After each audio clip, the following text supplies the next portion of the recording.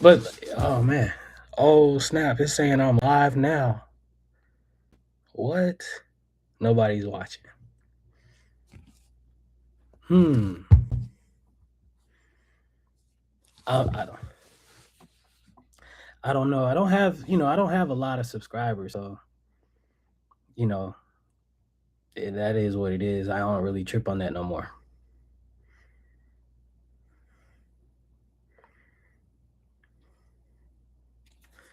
There was a point where I was like really impacted by my subscribership, but not anymore. I just kind of do what I do now. Right. I'm over there. I'm over there right now, Cosmo. I see you. I see you, family. You the ones. You the one person. Much love, much love, family. You probably gonna be the one person forever, so I'm good with that. But this is all testing, testing. 1, 2, 3. So that's interesting. So can you invite people to come up? How do you? Go to let me. That's a good question. Let me see. Participants. Share screen, in stream. You know what? You know what, Cosmic? You got StreamYard. I wonder if you got to be on StreamYard and you click YouTube as your destination, and you can put the link in there and they can join. Well, that's what I did yesterday. Yesterday I was on Zoom and I put the link to join on Zoom. So I could do that for Zoom. For StreamYard, I'll try that too. But it doesn't look like you can do that with YouTube Live. I think you just kind of sit here. At least I don't see those controls. I can't click on that. YouTube Live from your phone is different. Like, you'll see, like, sometimes there's spurts of people that come in your room. It's weird. You go YouTube. You do YouTube Live? Yeah, I do. Man, Unity lives, and I upload videos. Unity be everywhere, yo. Mostly in my panels. Mad respect, Unity. Mad respect. I'm hitting the hearts. I'm trying to see if I can get your thing up or something. I'm hitting the hearts and stuff. I'm gonna hit them and like it too. Oh, right. Thank you. Hey, Swan. Definitely appreciate it. Definitely appreciate it. You want to come up? Somebody wants to come up. I'm gonna do both Unity and Cosmic. I'm tapping. Oops, tapping with both fingers. Get y'all up. I think I'll just go ahead and start sharing my screen and just do one of my presentations. You can, if you want to. Yeah. You want me to put you in the big box? Do y'all mind? I guess this is kind of boring. It's boring. All right, give me one moment. Let me I need to get a few things. Not a few. I need to get one thing. But give me like 2 minutes. Yo, Swan, okay. What's up? What's up? Peace, peace. Hey, Swan. What's going on? Chilling like a villain. Cosmic's about to do a presentation. Cool. He's on his YouTube. So I think he's about to do it on there. So yeah, we're just chilling. Yeah, he went live at Anthony Browder book release. Yeah, I saw. That's what I'm saying. I know I follow him. What's his name? Is it Cosmic? I forget. Sankofa. Yeah, Cosmic Sankofa. Yeah, I follow him. Oh, 2 people watching. If I had my other phone, I'd go in there, but I gotta find it.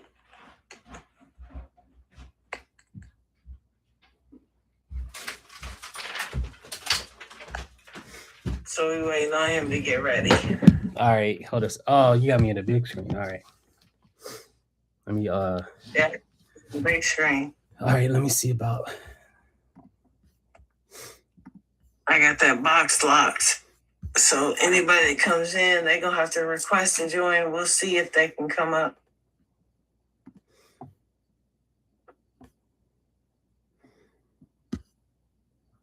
Oh man. Hey, Fusion in there. He's in there? Yeah. He said Yo, peace, bro. what's up, Fusion? What's happening? Good to see you. Can you see my presentation? All right, there we go. All right. So, all right, let me turn it on so you all can see it. Let me go full screen.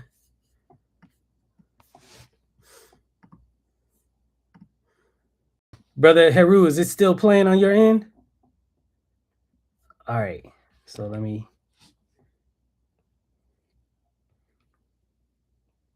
Hold up. Tripping.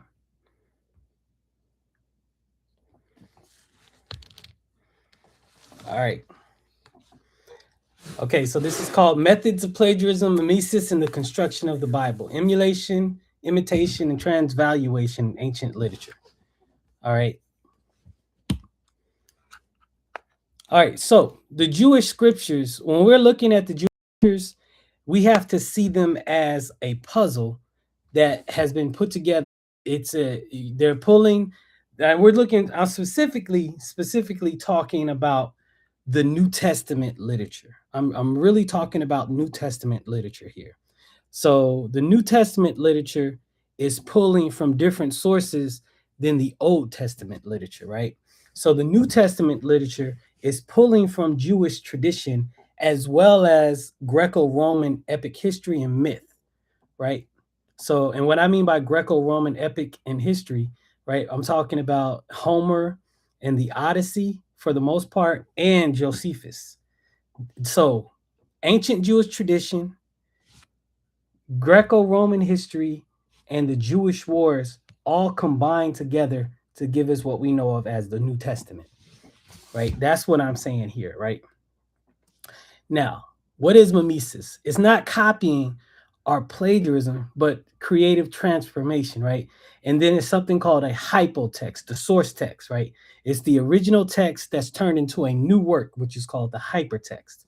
So, and then in ancient times, mimesis or imitatio referred to reshaping an earlier text into a new composition. And the new text is supposed to give different values than the old text. It's supposed to be a work that reflects the new author's intentions, right?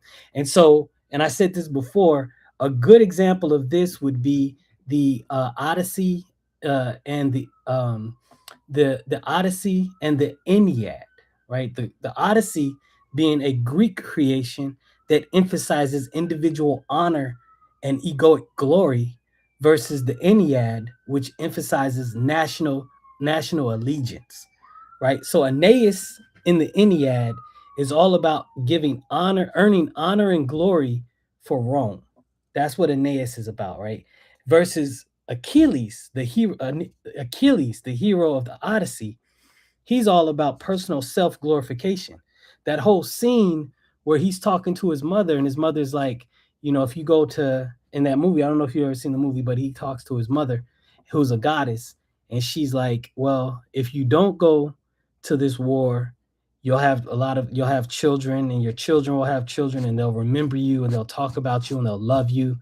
And then, but your children's children will start to forget you, and then so on and so forth. You're going to be forgotten. And so Achilles, but if you go to the war, you're going to be remembered for all time. And so then Achilles went to the war to achieve egoic immortal glory. Now Ennead, he goes to war not for his own personal glory, but for the glory of Rome.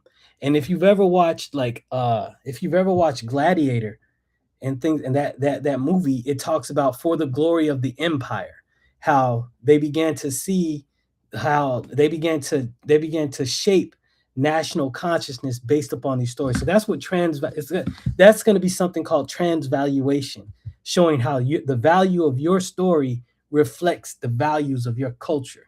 And that's what we're going to see happening in the text as we're reading it, as we go further on, right?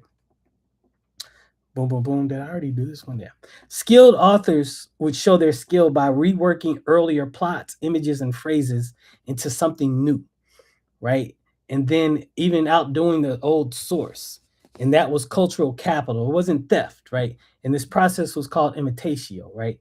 So I get this information from Imitating Authors, Plato to Futurity by Colin Burrell, right? So in the early days, when it comes from Plato, and Plato said it has its theatrical roots, right? And I really want to say, I really um, they get it from ancient Egypt because theater, we can trace theater happening in ancient Egypt, and that's how they, they would. That's one of the ways in which they would pass the stories on to the people is by theater. But the theatrical roots of mimesis, right? Early uses of the word in Pindar and Aristophanes associated mimesis with theatrical representation, music, and disguise. In Aristophanes, there's more foreign to it. I was doing so good. Thesmophoraisoi mimesis is depicted as the physical and psychological transformation.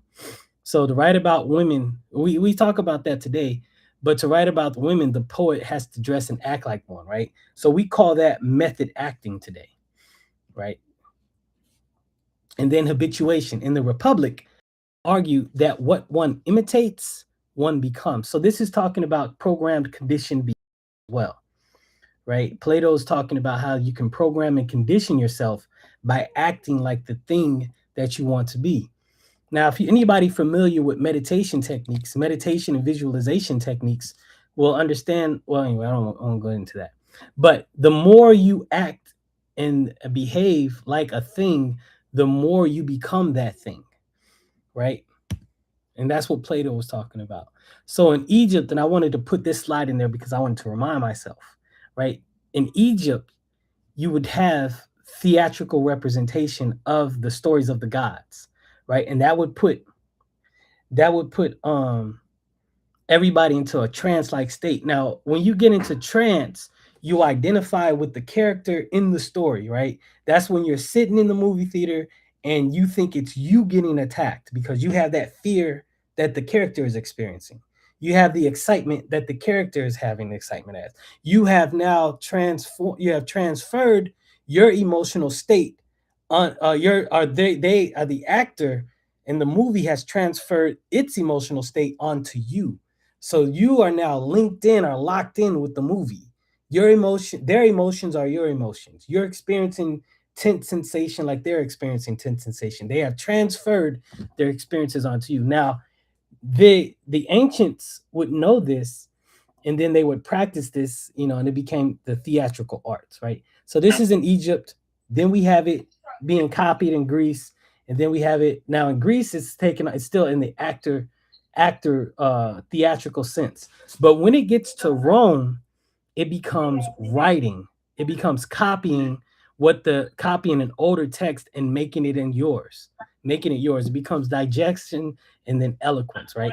To train the mind in the way of the master, right? So in Rome, the Roman rhetorical tradition, imitatio was digestion or digesting the text. And the Romans, it shift the focus from imitating reality to imitating authors, so that you could acquire the author's skill. So you were writing like the author to become like the author, because the more you write, the more your mindset or your thought patterns get trained to be in that way. It's just like reading. The more you read, the more your thought patterns are getting trained to be a certain way, right? And it's the same thing. And so identifying this aspect of spirit, we're going to call it the aspect of spirit. Early on, the ancients codified this and had it into and systematized this, right? And the Romans did it. So it's like you would copy in their education, you would copy stories like the Odyssey, but make it your own, right? And then, so Quintilian argued that the rules alone were insufficient for an orator. One needed to hexes to be psychically attuned in the zone. Hexes is the same as saying you're in the zone, which was acquired by deep imitation. So you would imitate somebody so much you were in the zone, like, oh, Mike Tyson or Mike, whatever, like Mike or whoever, however you say it. When you scream out, another person's name when you're doing like a sports act, you're in the zone, or you're imitating that person. You're imitating a master. As a novice, you are acting like a master that you see somebody as a master. So we do that naturally, being in the zone, so on and so forth, right? So there was 4 stages: imitatio, digestio, hexis, and then eloquentia, right? So you would first imitate the master, or you would imitate the style, right? You would imitate what it was like. So you would do it verbatim. You would take it in, and then you would practice it. That's what the zone is. You would practice by trying to make it habit, right? And then you would show your skill at the end, right? So that was the dominant method of literary education in the Greco-Roman world.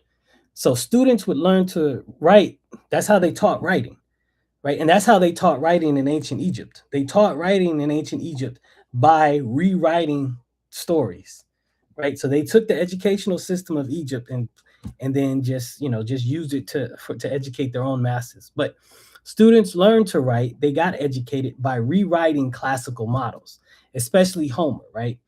So and it shows Homer dominated the curriculum. You can find hundreds, if not thousands, of pieces of scrap paper or artifacts of Homeric works, right? So by endlessly rephrasing and recasting Homer, students absorb the epic and the narrative patterns, ensuring that Greek and Christian authors naturally compose new works, has creative variations on Homeric hypotext or Homeric text.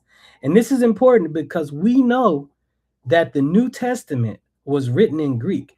You have these other brothers and sisters trying to say, "Oh, it was in Hebrew first." There is absolutely no evidence whatsoever that the New Testament was written in Hebrew or Paleo Hebrew, as Apostle was trying to say last night, right? What you do have though is you have absolute evidence of all of the New Testament being written in Greek. You do have a statement that somebody was writing in Hebrew. You have that as a statement, but you have no documentary artifacts. And as I was saying before, that's really odd with the Abrahamic faiths. Like they make all of these, grandiose claims about being the number one faith on the planet, the faith of God, but have such a hard time with preserving their text and their artifacts to definitively show what they're talking about. That's really awkward, right? So here's an example of what I'm talking about, right? So how one student would be turn one fable and make it their own. This top portion right here, holy snapper noli. This top portion right here is the original. The bottom portion is the students reworking and rewriting of the original.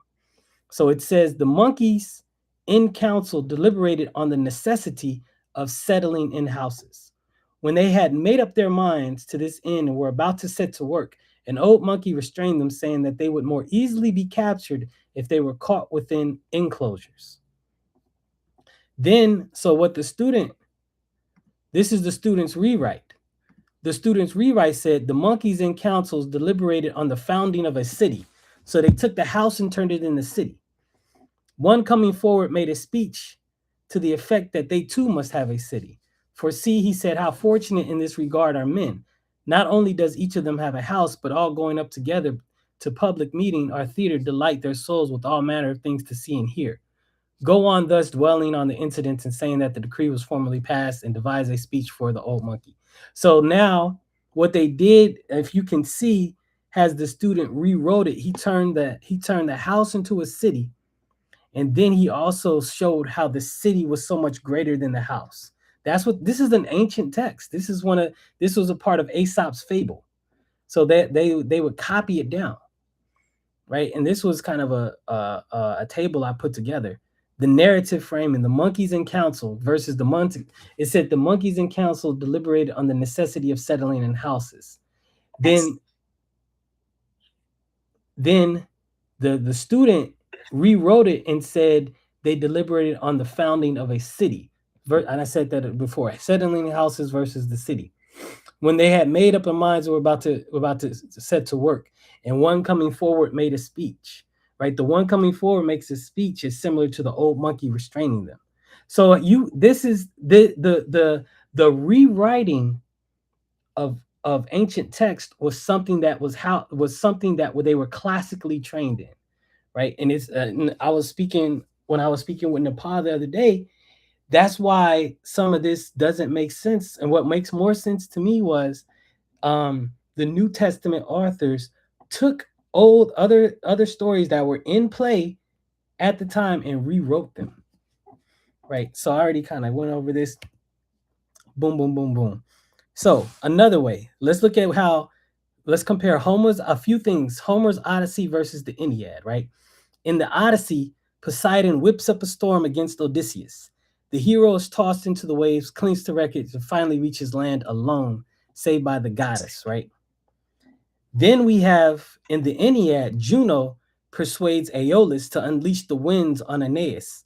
And then Neptune angrily rebukes the winds, calms the sea, and Virgil pointedly describes him as restoring order, right? So in one, there's chaos, caused by the gods. In the other, there's chaos caused by the gods, but then calmness restored due to the gods' honor of Virgil at that time, right? So this is how they rewrote it. We have one older hypotext and a newer hypertext that reflects, both of them reflects the cultural values at the time.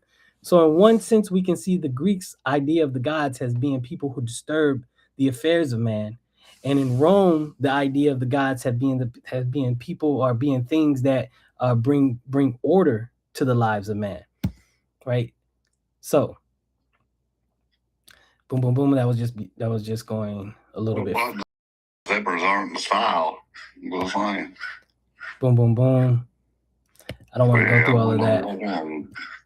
All right. Aeolus unleashes the wind. That's kind of a long thing right here. Summoning the east and west winds. Transvaluation. That's the goal of Mimesis, right? Authors established cultural identity through adopting, adapting, and rivaling. Ancient writers grounded in their own community cultural identity, and then they would rewrite text based upon their own cultural values, right? So that was the strategy that the Jewish and Christian authors used to take ancient texts and make it fit their own cultural motifs. So they did that as well with the Old Testament. This is why we have Old Testament stories that follow along Babylonian, Mesopotamian, and Kemetic stories, right? It's the same thing. Mimesis was the de facto way that writing was taught in the ancient world. All right, before I go further, is everybody clear on what's happening? Any questions? I'm just listening. Right. I don't have any questions. Okay. Yep, I'm following along. Gotcha. I'm listening. All right. So here we go. We have text. Then they go ahead and go through the machine. They adapt, they adopt, and then they rival certain cultural values, and then you have the new text. So this is what the old text get pumped through the machine, rewritten, recast, reformulated, and then it's the new edition, right? That's what's going on here, right? So transvaluation is actually the goal, which is to transport new values, right? It's the strategic replacement of target values with new ones. Christian virtues replacing pagan violence. Mimetic rewriting involved value inversion, in which a narrative borrowed from a hero, honor-driven and violent, and was reworked to promote humility and chastity. So we're going to look at a few ways in which this happened, right? So in the pagan world, we got honor, war glory, conquest and power and violence, right? But by the time we get to Christianity, it's humility and chastity, right? It's these stoic values that get emphasized, right? Instead of honor and glory, we got humility and chastity, right? Instead of conquest and power, we got suffering love, right? Instead of violence and fame, we got spiritual victory, right? And moral transformation, right? And so then we could even see this transvaluation occurring from the Old Testament to the New Testament, right? Because in the Old Testament is more of that Bronze Age mentality, because the Bible, the God of the Old Testament, is a horrific psychopathic, psychotic, murderous God. But the God of the New Testament is an all-loving God, a God of omniscience and omnipotence, a God of of forgiveness, right? So there was a transvaluation of our transformation of values, and we see that from the Old to the New Testament. That's a lot of times what we argue when we are when we want to show how the Bible doesn't make sense. So amuletio is speaking better than the original sources, right? Classical rhetoricians describe amuletio as a competitive form of imitation in which students were urged not to only copy but to outdo their models, right? Quintilian instructs the pupils to gather different excellences from different authors and recombine them. So taking one, so the source will be taking one part from another part to another part and putting it together to make a whole, right? So once again, taking the original work, working it through this machine of amuletio, competitive imitation, to bring forth a new work. So, like I said before, Homer's Iliad and the Odyssey were the Bible of the Greek world. Were the Bible of the Greek world.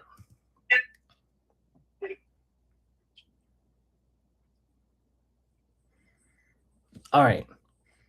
So, this is just kind of a map to show you how everything in the old world or in the Homer world centered around Homer, right? So, to know Homer was to be Greek, and the Romans imitated the Greeks, but in their own way. So once again, they took old models, reworked them through the machine to bring out a new form, right? Boom, boom, boom. Over 600 manuscripts of Homer survived versus just a few dozen copies of the Septuagint. And then by contrast, so modern manuscript surveys note that Homer's Iliad alone is preserved in hundreds of papyri and parchments, with only a few Septuagint books. So just the fact that many fragments of Homer survives shows you how important Homer was, right? Because we don't even have fragments. And when we're talking about fragments of Homer, we're talking about 300 BCE, 200 BCE, 100 BCE. We don't even have copies of the Gospels that date to the hundreds, so to speak, right? So that shows you how important it is. If Christians can't even keep copies of their Bible, then it shows you that says something, right? That's saying a lot. Unless the Bible began to be written in the 100s, then that's saying another thing. Because if it is beginning to be written in the 100s, we do have a lot of copies of the original Bible because we have a lot of fragments from the 100s written. All right, boom, boom, boom. I already did the Homer. So Homer was the matrix of writing. When I say Greek writing, I'm also saying Greco-Roman writing. So let's look at mimesis in Jewish literature. The Book of Tobit imitates the Odyssey, right? So Tobit rewrites Hellenistic travel romance narratives, right? You got a dangerous journey, you got a sea river monster, a loyal companion, a threatened bride. You got Odyssean patterns all up in this joint. So like the Odyssey, the narrative centers on a divinely guided return and restoration of a household. This is what's going on in Jewish literature with the Book of Tobit, right? Tobit imitates Telemachus, right? Tobit and Telemachus. Tobias, like Telemachus, is an only son sent on a long, dangerous journey away from home, accompanied and guided by somebody wiser, right? Tobias is guided by Raphael. If you've ever read Tobit, you know that Tobias is guided by the angel Raphael. Telemachus is guided by Athena, right? So Telemachus is the only son, Tobias is the only son. Telemachus is guided by an angel, Tobias is guided by an angel. We're going to see these similarities that are just too many to ignore. And then especially when we know that copying, that plagiarism was how they taught writing. It wasn't a bad thing, so to speak, but it was how they taught writing. So let's go on. So the fish and the sea monster episode. Tobias is attacked by a large fish in the river, which nearly swallows his foot. The subdued creature then becomes the source of healing organs, combining the dangerous sea monster motif with deliverance. Now, if you remember the Odyssey, in the Odyssey, when the soldiers are sailing, they're sailing from the island, they have to go in between two monsters in the sea, right? On one side was Scalia, and on the other side was Charybdis, right? So Scalia was like winds and so on and so forth. Tornadoes are hurricanes in the sea, and Charybdis was like the whirlpool that would suck you down. And those are the terrible monsters that Odysseus ship had to sail through. Right now, when Tobias catches the fish, he takes the dog along with him. They walk on until sunset. So this is what's happening. So the transvaluation that happened from the Odysseus story to the Tobias story was the sea monster becomes a subdued fish, right? The chaos of the Greeks become providence of Tobias, right? The devouring, because Odysseus loses a lot of his men, the devouring in the Odyssey becomes healing in Tobit. So you can see the value transference or how they transformation. The threat becomes an instrument of salvation in Tobit, right? And then if you remember the Odyssey, right, there were suitors in the house causing the disturbance. In Tobit, there was a demon in the house, right? But when Odysseus gets home, he kills and he destroys all of the suitors. When Tobit arrives, he banishes the demon and is able to bring peace and balance to the household. Just like when Odysseus arrives, he banishes, actually kills all of the suitors that's sitting there and is able to bring peace and balance to the household. It's the same story. And see, the other thing about mimesis is it has to go within the, not only you have to have access to the text, and then the sequence of events. There's a large section of the sequence of events that happen in similar order. And that's what's occurring here. So we have exile, suffering, and then restoration of the household. That's what. Now, euhemerization. That's another thing we have to talk about. So, euhemerism is when it talks about gods being memories of real humans, right? So, like Imhotep. Imhotep became a god. I think Asclepius, a god of healing, so to speak, wisdom and knowledge. This was a process that happened. Shango in modern Africa is an example of euhemerization. It was said that Shango used to be a human whose divine actions gave him the honor of becoming a god, right? So that's what euhemerization is. Now, the way the Bible is written is almost in a reverse euhemerization type of situation. So, and what that means is that the Bible is written where it takes the lives of gods and makes them human. That's what's going on in the Bible. So we have deification, boom, boom, boom. Now I need to expand upon this section, stylometric evidence. I think I just put that here to make sure that I cover this at some point. All right, so the bee metaphor. Evangelists mix Jewish scripture and Greek epic and war stories to create the New Testament. We already went over this. I went over a similar thing like this before, right? So methodology, the criteria, and we're going to go off of Mark and Luke Acts, right? Boom, boom, boom. The 6 criteria for detecting mimesis. Criteria 1, accessibility, right? Did the people have access to the text? I'm gonna chill right here. I'm gonna chill right here. I think this is a good example and a good stopping point. Cause Okay. Anybody got any questions? Man, beautiful work, brother. Very good job, man. I love it. And I'm only that's. I got 100 more slides, so 130 more slides. That's why I kind of chilled out right there. Thank you, brother. Appreciate it.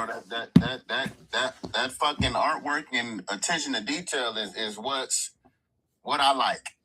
You know, I really look for the small shit in people work, man. You got it, man.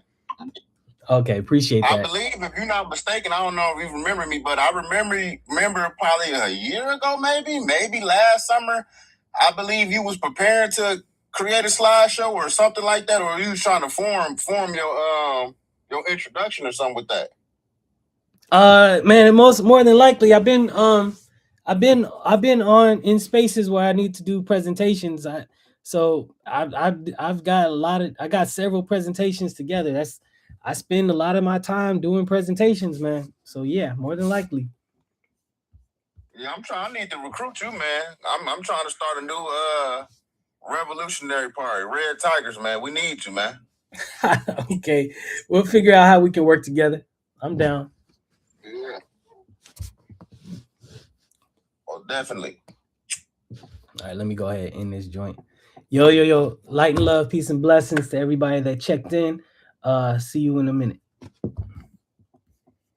Yeah. No, I was just ending.